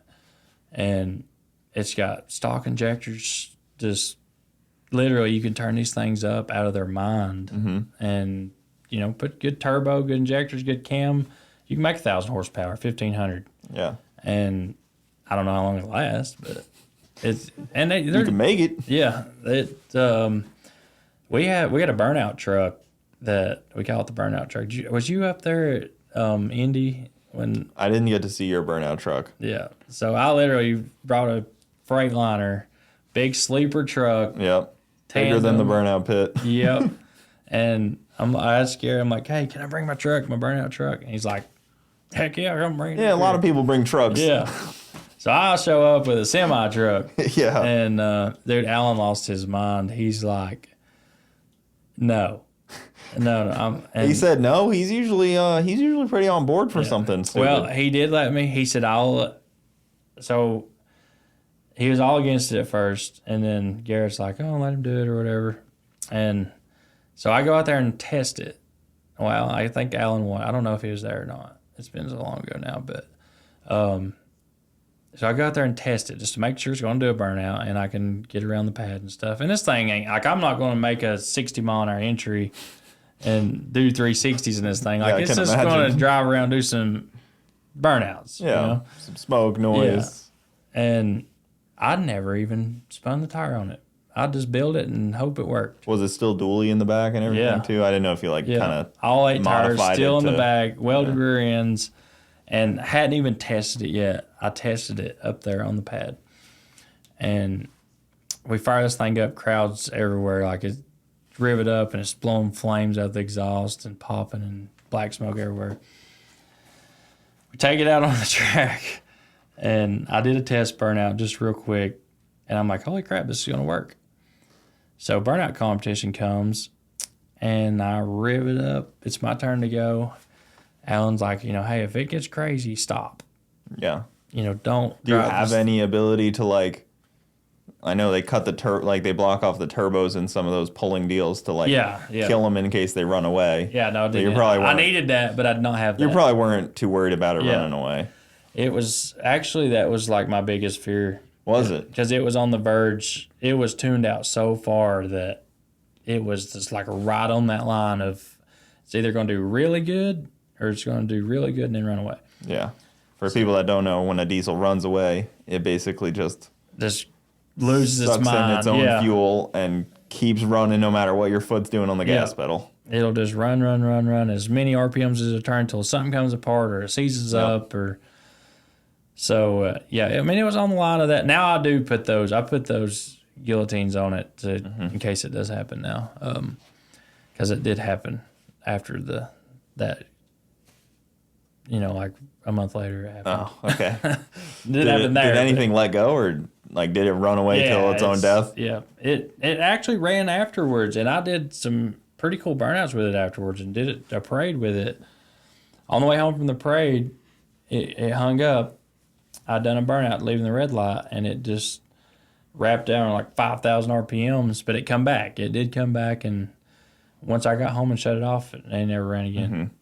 So I kind of interrupted your story though. You were in the burnout contest.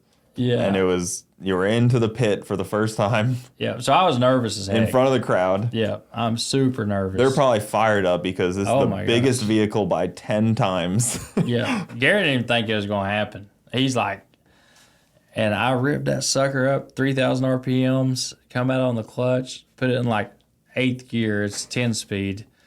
And it just goes up in smoke and just starts popping and banging and just the coolest thing ever. I thought I was destroying the clutch. I'm like, there's no way it's spinning this easy. Yeah. So I'm like driving around thinking I'm looking like the idiot, Burning his clutch. Yeah, and then no tire smoke. There's smoke, gear. But I thought it was the clutch. So I'm like driving around and I got out of it and come back off the track. And everybody's cheering and going crazy and all this stuff. I'm like, well, maybe it wasn't. And Jack stands outside the pit. I'm like, was it spinning the tires? He's like, hell yeah, all 8 of them, man. There's rubber all over the back of your cab. And I'm like, oh, heck yeah. So then I was pumped. I was ready to go then. Yeah. I'm like, all right, let me back in the pit. This thing can do it. We're gonna blow this thing up. We're going to blow every tire off of it. Alan says, no, it ain't going back in there. You're done. And I had the opportunity. I texted Garrett the other night for Bristol. I said, hey, if I brought the burnout truck up there, can I put it back in the pit? That's a good spot for it. He said, yeah, bring it. But I couldn't make it. I really wanted to, but we couldn't make it. And we've got another one now that's put together a lot better. This thing's like going to be awesome. What even tires do you put on that thing? Do you just have to put some old tires on it? Yeah, because they're like a truck tire right now is like $300 a piece. Yeah, that's what I was thinking. You got 8 of them on there you're going to burn off. So I've got a bunch of spare tires we're going to use on this thing. And but we're building a pretty wicked burnout truck. And the racing stuff, my plan this year is to get more into the racing side of things. Because the first time we ever met was when you had your Fox body out there. Yep. And a little single turbo Fox body. I think it's sitting at James's for a while. Yep. So, like I was telling you earlier, I've always watched you and Cletus and stuff. Let me see if I got to show you this email. Yeah. This is crazy. So, I started watching you guys, and the only YouTube channel I ever watched is Cletus's. That's it. No more ever intrigued me. That was the one and only channel I watched. I loved to race. I street race like crazy. What were you street racing? I had a 5th gen Camaro LS3, or it's 416 stroker in it, and nitrous. I had it supercharged for a little bit, and then it was on nitrous. Let's see. Yeah, you can grab that email. Let me see if I can find it real quick. I've got to show you this. This is from when y'all first started. That's funny. Dude, it was... Yeah, I like that little Fox body. It's a cool little hot rod. I know Sam had it for a little while. He was doing some cleaning up on it and whatnot. He was telling me he wanted to get into tuning and wiring, which is it's crazy to hear somebody like him being like, "Oh, I'm trying to learn a new trade." I'm like, shouldn't you just be hanging out, relaxing? This man's like, "I want to get better at tuning and wiring." I was like, that's a crazy thing to hear from Sam. I was like, what would his email have been back in when y'all first started? Probably still 121. Garrett Mitchell 121. That would probably be the best way to. That would probably be the best way to find it. It is. So this is. Check this out. This is. Yeah, read it off to us. Tell us what went down.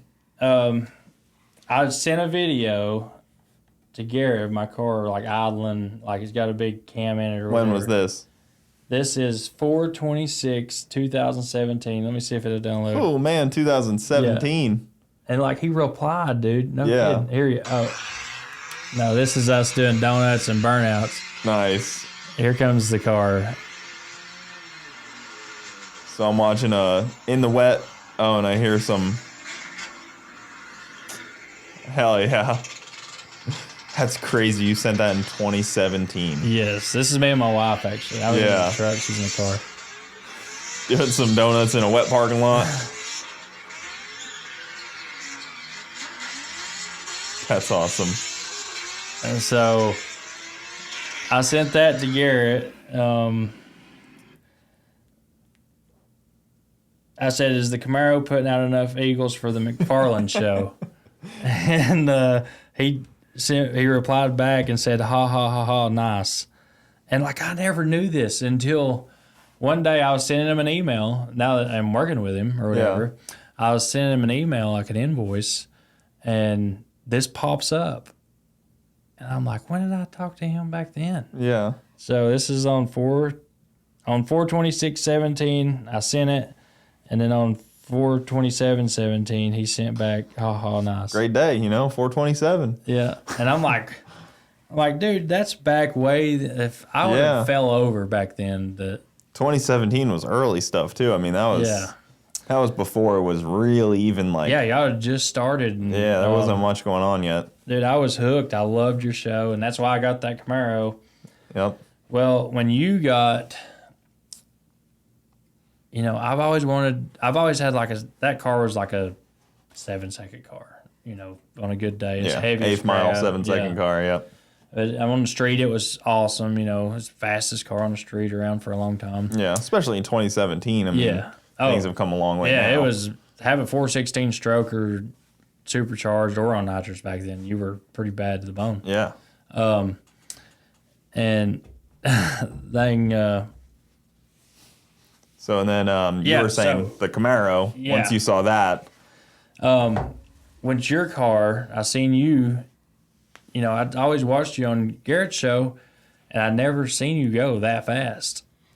And people don't realize how fast an 8-second pass is. Yeah. That is rolling. That is, and your body endures like some G-forces and some feeling that you've never felt before. Oh, it's a great feeling. It is a great feeling. That 60 foot in the first 330, that's where all the excitement happens. So that night that I seen you at the night I met you with a Fox body, the fastest I'd ever ran is like a 680 or 7-second pass. Yeah. And in the 8th, just so people know. Most people think of quarter mile when we talk, Yeah. This is an 8th, Yeah. So we get the Fox body done. And I seen your pass when you ran an 8.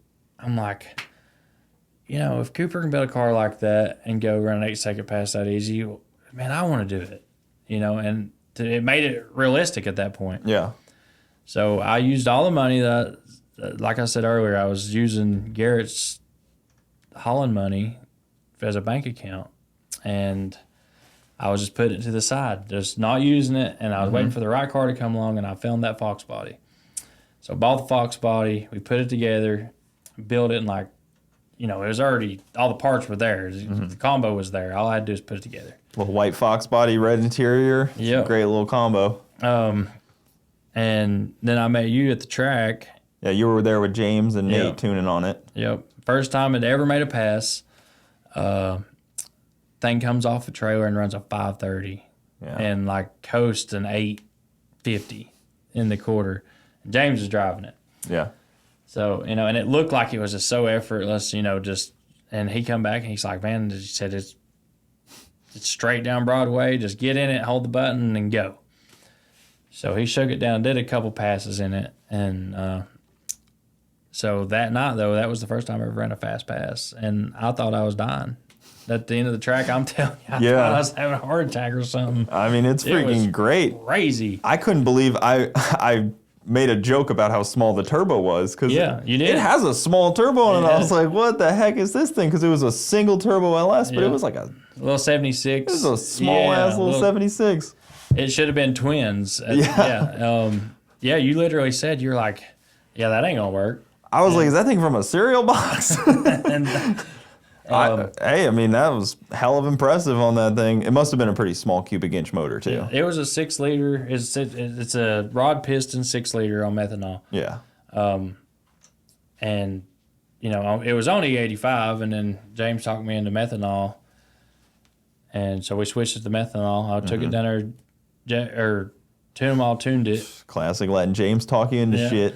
Yep. Got to be careful. You got to get a second opinion sometimes with him. I remember you saying that. Now you're like, let me guess, it's on methanol. Yeah. That's how James rolls, man. So Nate tuned it, and everybody's like, oh, it's going to make like 500 horsepower, 600 horsepower. Sucker makes like 900 to the tire. And we go from that straight to the track, ran a 530, and then I think the best it ran an eighth that night, or a quarter, was like an 840. And we were running out of gear at like the 900. Mm-hmm. But everybody there was like, holy crap, you know, how's that thing doing that? Yeah. And that car was dead on the street. I mean, for the next year, I left that combo just like it was. And on the street, it was like 590s off the trailer. That's such a good drag car because it's so simple. I mean, I think I saw a picture of you taking it apart, right? Weren't you? Yeah. Weren't you wrenching on that for him? Let me, yeah, he did actually. It was probably like an LS is easy compared to a freaking Peterbilt. Let me show you this thing They're now. simple engines, man. They don't have anything to them. So the reason I'm here today is because of this. I went crazy with it. Yeah, that tends to happen. Where was it at? It's at Cardi Race Cars, and Where's that at? Up in down in shoot, I'll tell you. Oh, nice. So they built the car and then they built the cage and then they put it in the car. Yeah, it's got. So you really decided to step it up a little bit there. Man, I thought, Ooh, man. dude, That's gonna be a crazy badass with it. chassis. Yeah, I mean, it's gonna be the best. I want it to be the best and baddest car there is when it comes out. Do it once and be done. Yep. You know, that's the best way to do it. It scared People me. like to chop away at it a little bit, but Yeah. you just gotta, on a cage, you just gotta go all in. Well, I sent it to James. James, you know, I was like, hey, I want to go like 480s. Mm-hmm. You know, and the way it was, you know, 480. They probably would have went 480s with a bigger turbo. So that's what we did. We put a bigger turbo on it, Different gear. injectors, you know, went through, tuned it, and the other thing is I was like, I want to make it safer. I want to make sure it's, you know, I've got kids. I don't want to die. Mm-hmm. And then we get into that thing, and the cage is only welded halfway around. It's butted together inside the joints. It's like this thing is just hacked together. Such a beautiful, nice little car, too. I mean, this thing's immaculate. Just a hack job to where, you know, I would, if I'd ever wrecked that car, it'd have been bad. So I sent it over to them. I called them. I said, hey, I want like a good cage in this thing. Mm-hmm. Once we get it there, now it's turned into a full-blown, it's really turned into a full-blown race car at this point. Yeah, that thing's going to be a hot rod now. Yeah. Shoot. And it's going to be safe. That's the biggest thing is I want it to be safe. In case, you know, he ever decides he wants to race it or something like that, I want it to be, I definitely want it to be a good, safe car. Well, now it has like a little bit more, at least, resale value to it, too, being a good car and stuff, not just being like a hoopty cage in there like somebody that shouldn't be MIG welded a cage in type of thing. Dude, it was horrible. It was Looked like I did it type of deal. man, your car is like, I was impressed. The first time I come to Cletus and Cars, your car was there. And I walked up and I was like, dang, like you really stepped your game up on that deal. Yeah, but I have a lot of better people that do a lot of things for me on that. I reluctantly don't do as much as I wish I could, but I know where my limits are, is where it kind of goes to. So do you do, so the YouTube thing, a lot of people, I've always wanted to ask you this, the editing and stuff that you do on your YouTube. Like I'm still using Splice on my iPhone, and that's how I upload and do all this stuff. Yeah. Everybody tells me like, man, that's the hardest way you can do it. And I've never really talked to other YouTubers about YouTube, and I've never really talked about it on there or anything like that, the whole situation. I mean, I use a laptop and Final Cut, but shoot, if it works for you, it works for you. I ain't gonna push you to do something different if it's working for you. Yeah, I mean, if you don't like doing it, then, MacBook, and you can just airdrop everything, put it into Final Cut, and just chop it up like that. But shoot, if it works on a phone, keep it simple, stupid. That's what my grandpa growing up, he had a store, and he would always tell me, KISS is how I operate. Yeah. Keep it simple, stupid. That's the way I've always done it. Now, I do upload from the phone to the MacBook, and then that way I got the default saved or whatever. Yeah. That is the way. I mean, hey, if it works, I like an editing software on my computer, though. I like Final Cut Pro. Yeah. I wouldn't. If anybody tells you to get Premiere, don't listen to them. Final Cut Pro. I do have Final Cut Pro on my MacBook. I've just never. I edited a few videos. I loved it. Loved editing on it. Yeah. Like once I figured it out and how to cut and all that stuff, loved it. But once I'd upload the video and the sucker would be like, the color would be off or the sound would be off, and so I went back to Splice, and I'll just turn the video on just now. Literally just uploaded it. Nice. And so go check it out. Activated. I was thinking, I'm like, I don't know. I want to step up the YouTube thing. I love trucking, and you've heard everything I've had to say with how it's going, and so you want to back up a little bit too, like not like a backup plan to get out of trucking, but like a side hustle, I guess you could say. You're a trucker by trade, but your side hustle is YouTube. I want to do. My goal for this year was to haul the craziest stuff I could haul, and build an awesome YouTube channel. Yeah. In the trucking industry. Which, you're limited in the trucking world. September, and it seems like you've already achieved those goals pretty well. Yep. Well, I'm only like 750,000 subscribers short, but... I mean, shoot, man, that's freaking wild. I don't know. If anybody was like, oh, yeah, if you told me like 10 years ago, oh, yeah, this truck driver is killing it on YouTube, I would have been like, you're crazy. People only want to see Lamborghinis. Right. So to see that is just people across the board making these and people are huge followings on this kind of stuff. And back to the editing stuff, like I saw Brett Leviston from PFI, he was editing a video in the passenger side of Leroy on his phone to upload onto YouTube. Yep. He was like, it didn't matter what he had, didn't matter where he was at. He was sitting there on his phone just editing it with his headphones in. That's cool. On race week. That's how I do mine. Like before, when you got time, you edit it. Yeah. Yep. I'll be like working on a truck, sitting there editing a video, and I mean it takes a little longer, and sometimes it's aggravating doing it with your phone, but it works, and so many people are doing it. Like I can tell you, so many people that started YouTube channels, and people love following them. Like homesteading videos are doing really good. Yep. I feel like in the car world, you got to be like you guys. You got to be either Cletus, part of Cletus's group. Yeah, it's hard to be in that realm, and there's a bit of a rat race in it where you have to keep doing something crazy and cost more and more and more every video. And I'm trying to do this podcast to avoid that a little bit, and because I like talking to people, so I get to like kind of step out of the rat race a little bit and just get to do what I want to do instead of what I feel like I have to do to keep. That's my biggest issue. To keep like I need to be bigger than I just was. I just want to talk to cool people and post podcasts like this and then race on the side. So I don't know if YouTube caused it or what did. So I've always been this really headstrong, like really strong person, like business savvy. Just I take the world on. Yeah. At any time, any kind of challenge, I love it. Love a challenge. And YouTube has been, I don't know. When I first started for the first year, I could care less what somebody said about me. And I've always went by that attitude, like, don't look at the comments. Don't read the comments. Don't listen to the comments. And I let it get to me one time. I let some comments get to me. I didn't like them. Mm-hmm. And it brought me down, and the whole shop thing happened. And then, like, all this stuff's happening all at one time. The insurance thing, you know, got to pay $500,000 worth of insurance.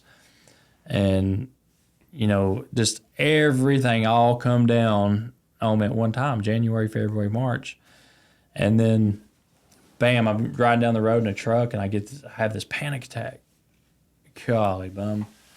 So for the last year, since the shop happened, since that panic attack, I've fought. That's been a big fight. Yeah. Yeah, there's a mental strength that has to be formed from putting yourself out on the internet that much, because it's a very vulnerable situation. Oh Lord, you feel the need to be vulnerable with your fans and with the people that support you. You don't want to hide things from them. You don't want to, because you can hide things from them because the truth always comes out. Mm-hmm. So I always tell people, just be honest right off the kick. Don't try to pretend you're doing something you're not. But I like to do this thing where I read comments. I don't mind hate. I don't take positive. I don't take negative. So because you can get so caught off with the positive that you get this like reliant dopamine hit by reading too many positives, that when a negative hits you, it's like the only thing in the world. So I just try to. Like, you just hit the nail on the head. They're all the same. Positive, negative, it doesn't matter to me. I've kind of went back towards that direction. I stepped back a little bit. I'll usually post like every other day. Yeah. And I'm talking 30, 40-minute video. And we've always had really good feedback. And, you know, all the big YouTubers I'm around is always like, man, your watch time is just insane. Yeah. You know, just it's crazy that your channel's doing that. So I've always just been so happy just to post, never read the comments, just happy-go-lucky, glad to share the content with everybody. Mm-hmm. And it's like a grenade, throw it and walk away. Yep. And, you know, I share my life. That's what I do. And I've always loved it. And it just, I don't know, all that hit at one time, and I got into a funk. So I've kind of just stepped back a little bit, slowed my videos down, and finally back to it now. I feel we got a new shop. And that's that just happened like this week. So you're the first channel really to even talk about it on. Shoot, we hardly even touched on it. Yeah. No. I was gonna say though, my other thing that I like to have with people that are negative is I've switched my mindset into like, oh, I'm gonna attack this guy back to just extremely empathetic. If anybody is that angry in their own lives, like, you're not that angry. You don't carry around anger like that. I don't carry around anger like that. You're not teaching your sons like to carry. If anybody's carrying around so much anger, man, if you want to vent it on the internet to me in my comments and attack me, do it. Yeah. Attack me. Don't go attack somebody in your life, your family. Don't go yell at your spouse. Just yell at me. Bitch at me in the comments. I can take it.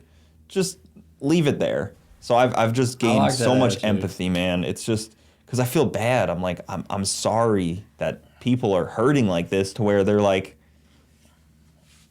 I'm going to attack this guy I don't know. Can you imagine having to live that miserable, though? That's why I'm so empathetic, man. It's like, it's sad.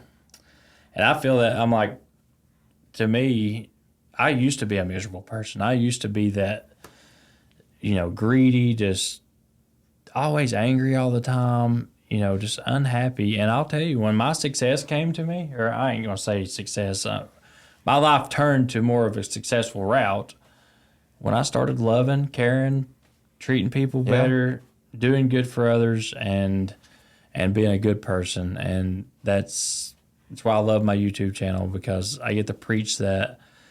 And you asked earlier about having a class or something for truckers that are failing.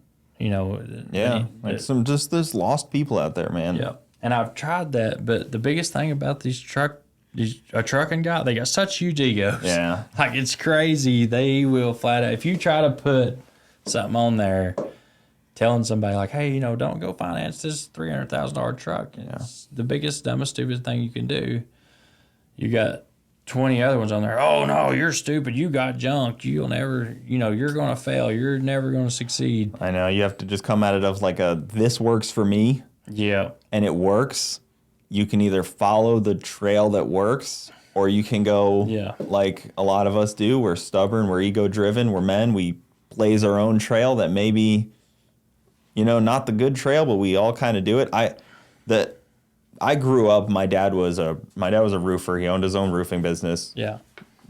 Like he didn't have much money, but he had this thing where if somebody like would call him up and we'd go over to their house and he'd be like, oh, yeah, it's $200. I'll go replace the shingles. He'd send me up there. I'd fix the roof. And then, 3 weeks later, he'd never even charge him. Like, it would just be some old person that needed the work, couldn't afford it. And he would go there. He would quote him. And he would never, I'm like, Dad, why don't you go get that $300? He's like, they need the money.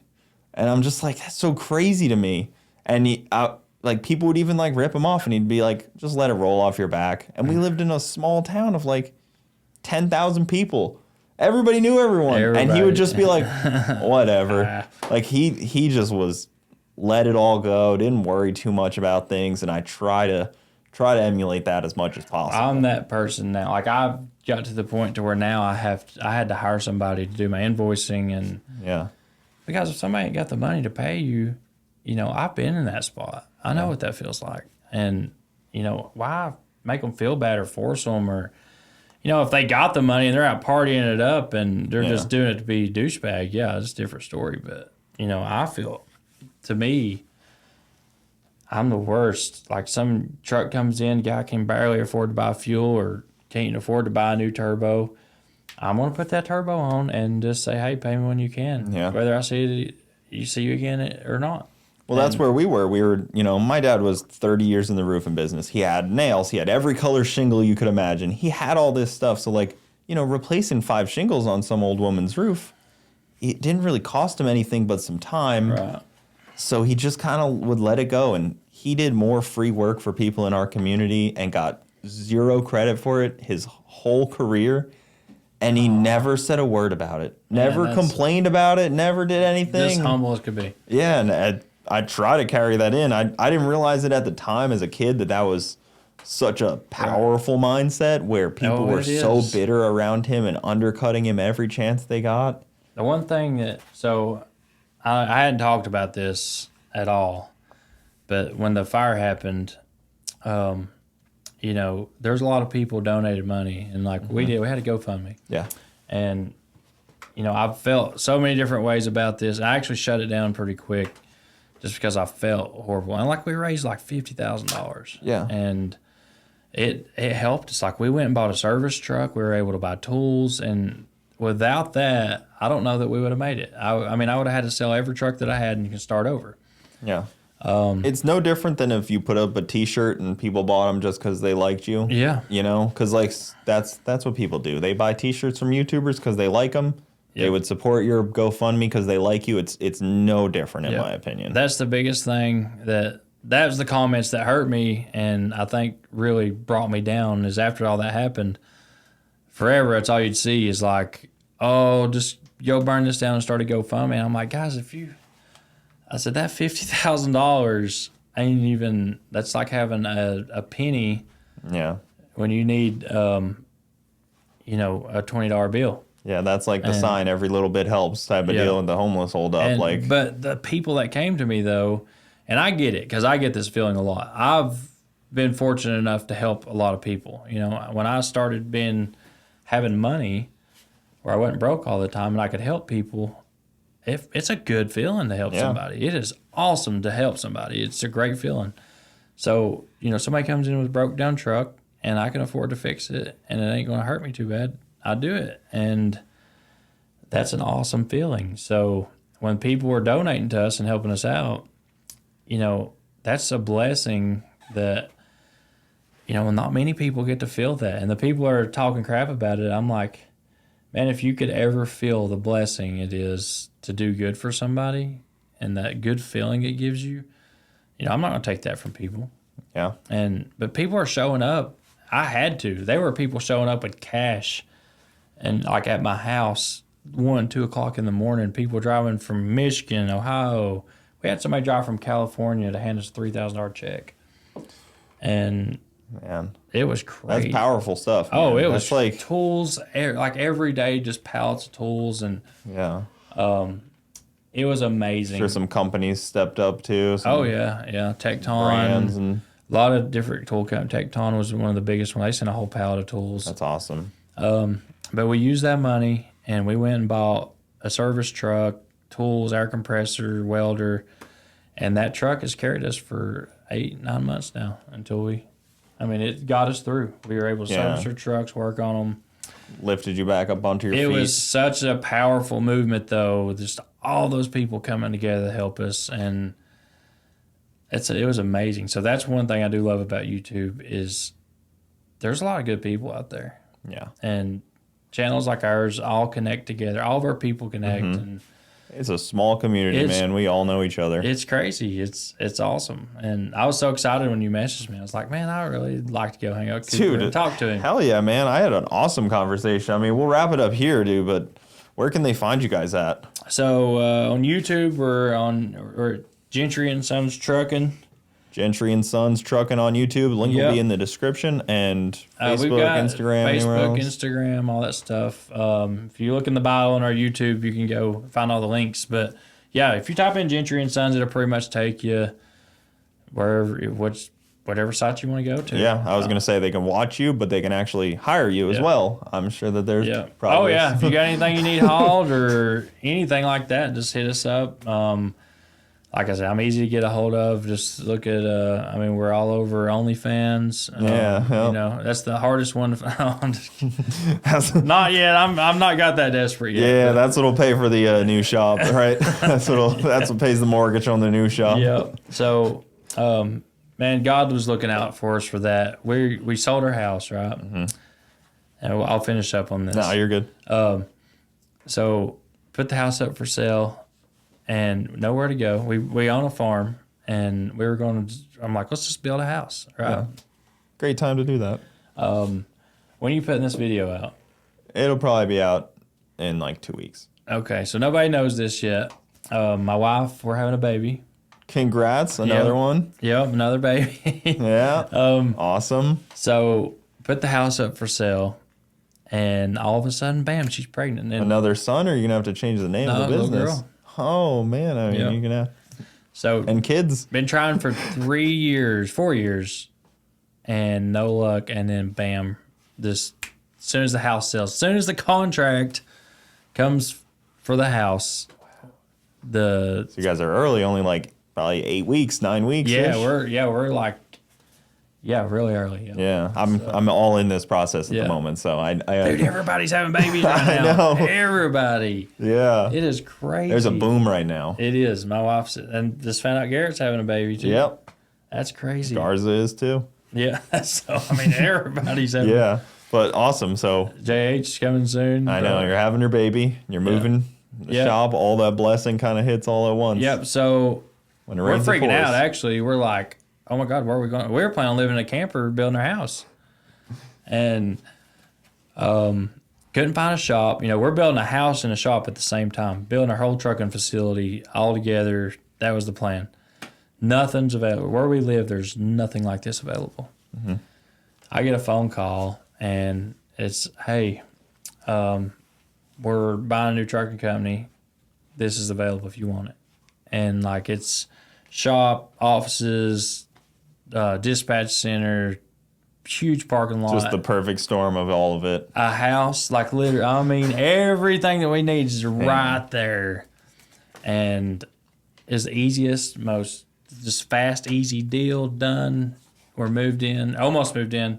Mm-hmm. I'm going home tomorrow to work my butt off on it. But dang. The universe works in crazy ways, man. Yeah, the good Lord, I feel like puts things in place. It's just insane. And come to Florida, haul a helicopter, Cooper hollers at us. Everything I've wanted to do and had on my mind has all just happened. Dude, this seat is open for you anytime you're in Florida, man, because I feel like we can have hours more of interesting conversation. Yeah. And this is my whole goal on this deal is to talk to people that are doing cool stuff in this and highlight voices in any way I can and bookmark stories. I feel like meeting good people, it just opens so many avenues, and it's insane. Just so much. I've literally halfway checked off one thing I wanted to talk about this whole time. So yeah, I could come back and definitely come back and talk about so much more. No, we'll get you on again. But man, that'll do it. We've been cooking along. But dude, thanks for coming on, guys. Go check him out. There's so much good content. I mean, if you're just gonna find him, you're gonna go down a rabbit hole of